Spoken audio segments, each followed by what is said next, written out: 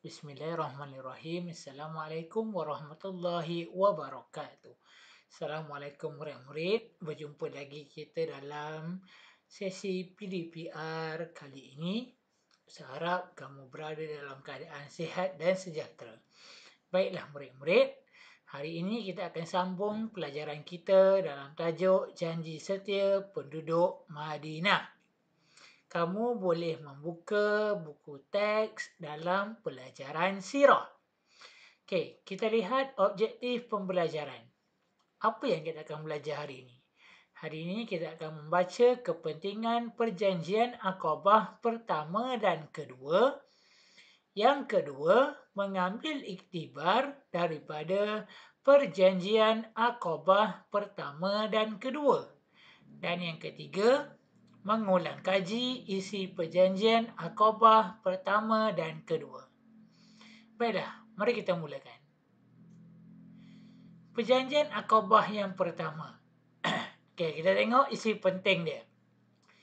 Yang pertama, berlaku pada tahun ke-12 kenabian. Kedua, 6 orang penduduk Yasrib datang bertemu Nabi Muhammad.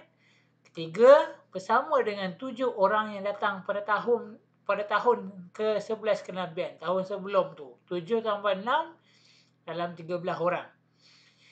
Yang keempat, mereka berjanji mentaati perjanjian Aqabah ini. Nombor 5, Nabi Muhammad mengutuskan Mus'ab bin Umair untuk mengajar agama Islam kepada mereka. Mus'ab ya, M-U-S. Mus'ab. Okey. Kita tengok isi perjanjian Aqabah yang pertama. Yang pertama, tidak syirik kepada Allah. Yang kedua, tidak mencuri. Yang ketiga, tidak berzina. Yang keempat, tidak membunuh anak perempuan. Yang kelima, tidak melakukan fitnah. Yang keenam, setia kepada Rasulullah sallallahu alaihi wasallam. Perjanjian Aqabah yang pertama ni kita dah belajar dalam PDPR yang awal tahun hari tu. Okey, seterusnya, perjanjian Aqabah yang kedua. Okey, apa diisi penting dia? Yang pertama, pada tahun ke-13 kenabian, seramai 70 orang penduduk Yasrib datang berjumpa dengan Nabi Muhammad. Yang kedua, perjanjian Aqabah kedua ini salah satu sebab berlakunya hijrah Nabi Muhammad dan umat Islam ke bumi Madinah. Kita baca apa dia isi-isi perjanjian.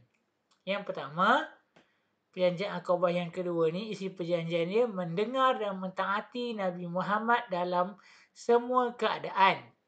Yang kedua, membelanjakan harta di jalan Allah sama ada ketika senang ataupun susah. Yang ketiga, menyeru manusia kepada kebaikan dan menolak kemungkaran. Kita kena menyeru manusia membuat baik dan menolak perkara yang jahat. Yang keempat, tabah menghadapi celaan orang kafir. Yang kelima, melindungi Nabi Muhammad sallallahu alaihi wasallam sebagaimana melindungi diri dan keluarga sendiri. Okey, kepentingan perjanjian Aqabah pertama dan kedua. Kita boleh bahagikan kepada 5, iaitu kepada agama, nyawa, akal, harta dan maruah. Kepada agama, kita akan terhindar daripada syirik dan kekufuran. Dan umat Islam akan memupuk kecintaan kepada Nabi Muhammad sallallahu alaihi wasallam semakin bertambah. Okey, seterusnya, kepada nyawa. Nyawa terpelihara dan dihargai. Tak ada lagi berlakunya peperangan, bunuh-membunuh, dan keselamatan manusia akan terjamin. Seterusnya, kepada akal. Terpelihara daripada anasir yang merosakkan akal dan fikiran. memuliakan kedudukan manusia sebagai khalifah Allah Subhanahu wa taala di muka bumi ini. Okey. Seterusnya kepada harta. Menghormati hak milik setiap individu. Kita kena hormat. Kita tak boleh mencuri harta hak orang lain. Dan yang keempat, seterusnya yang kedua, harta terpelihara daripada pencerobohan. Okey, seterusnya kepada maruah. Maruah manusia akan dijaga dan menghormati setiap hak individu. Itu pentingnya kita mengadakan perjanjian Aqabah yang pertama dan yang kedua. Seterusnya kita lihat iktibar daripada penerimaan masyarakat Yathrib terhadap dakwah Nabi Muhammad. Kita boleh bahagikan kepada 4, iaitu mencari kebenaran, ketaatan dan kesetiaan, jauhi akhlak keji, membina perpaduan dan kasih sayang. Okay, kita tengok satu-satu. Mencari kebenaran. Mencari kebenaran, penduduk Yathrib ternanti-nanti kemunculan Nabi Muhammad sallallahu alaihi wasallam.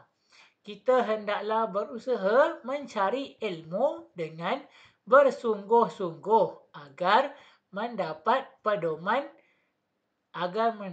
panduan ke jalan yang benar. Kita kena berusaha untuk mencari kebenaran supaya kita tidak berada dalam kegelapan. Seterusnya, ketaatan dan kesetiaan. Kita hendaklah mendengar dan mentaati perintah Rasulullah sallallahu alaihi wasallam. Kita hendaklah mematuhi perintah Allah dan Rasul serta menjunjung tinggi undang-undang Islam. Taat. Allah suruh kita solat, kita solat. Nabi suruh kita taat kepada ibu bapa, kita kena taat kepada ibu bapa. Seterusnya, jauhi akhlak keji. Tidak mencuri dan berzina. Sentiasa menjauhi perkara-perkara mungkar dan dilarang. Okey, kita kena menjauhi perkara-perkara yang mungkar. Jangan buat perkara-perkara yang mungkar. Seterusnya, yang terakhir, membina perpaduan dan kasih sayang. Tidak melakukan fitnah dan pembunuhan. Kita perlulah sentiasa bersikap adil dan menghormati sesama manusia. Itu saja pelajaran kita pada hari ini. Ustaz akan masukkan soalan di dalam Google Classroom dan kamu boleh cuba jawab di dalam Google Classroom itu nanti. Sekian saja pelajaran kita pada hari ini. Kita jumpa lagi pada minggu hadapan. Sekian. Assalamualaikum warahmatullahi wabarakatuh. Stay safe dan jaga diri anda.